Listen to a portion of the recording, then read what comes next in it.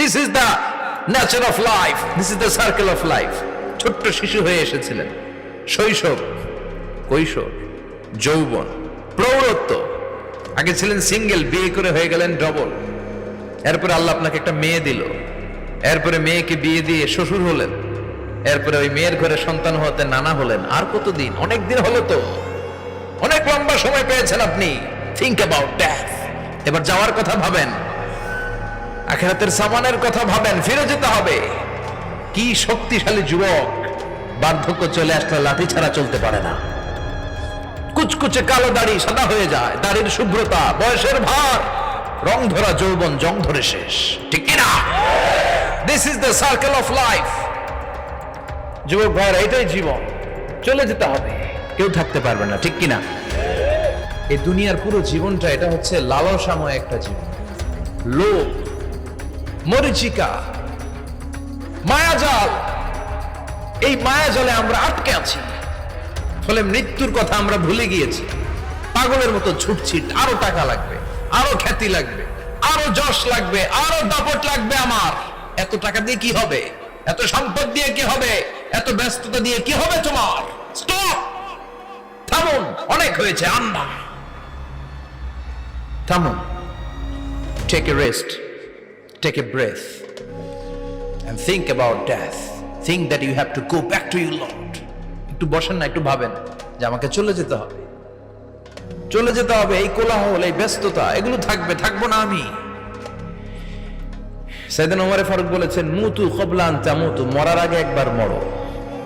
হাসিবু ক্বাবলা আন তুহাসাবু আলাইকুম, তোমার হিসাব নেওয়ার আগে তুমি একবার নিজের হিসাবটা করো না। কাগজ বের করে একটু লিখো না, কি কি ভালো কাজ করছিলা, যেগুলো দিয়ে নাজাতের ওসিলা হতে পারে, 1 2 3, আর কি কি আকাম কুকাম করছো দেখো না, লিখে দেখো তোমার অবস্থাটা কি। মরার আগে একবার মরো। মরার আগে খাটের মধ্যে শুয়ে শটান করে চোখ বন্ধ করে একবার মরার ভান করে দেখেন কেমন লাগে। চোখটা বন্ধ করেন আর ভাবেন আপনি নাই, কি কি হতে পারে ভাবেন।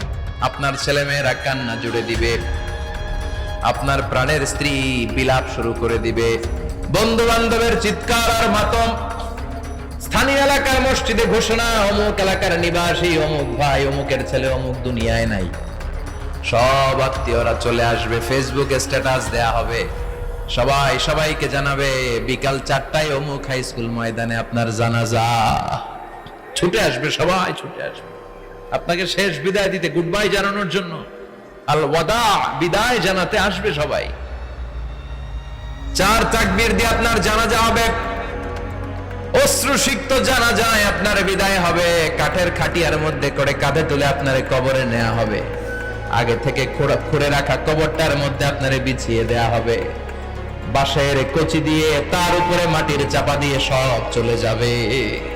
ভাবেন না একবার চোখ বন্ধ করে, this is the circle of life, this is the nature of life. এটা সবার হবে, আমার হবে, আপনার হবে। এত মায়া, এত ভালোবাসা কই যাবে?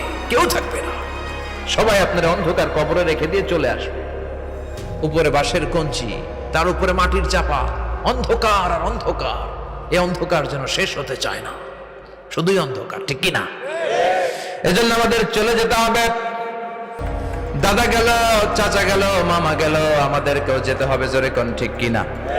একদিন মাটির ভেতরে হবে ঘরে মন আমার, কেন বন্ধ দালান ঘর, প্রাণ পাখি উড়ে যাবে পিঞ্জর ছেড়ে।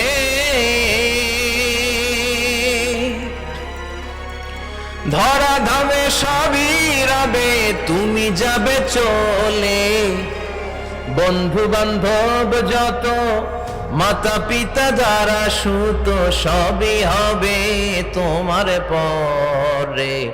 মন আমার কেন বন্ধ দালান ঘর, একদিন মাটির ভেতরে হবে ঘরে মন আমার, কেন বন্ধ দালান ঘর।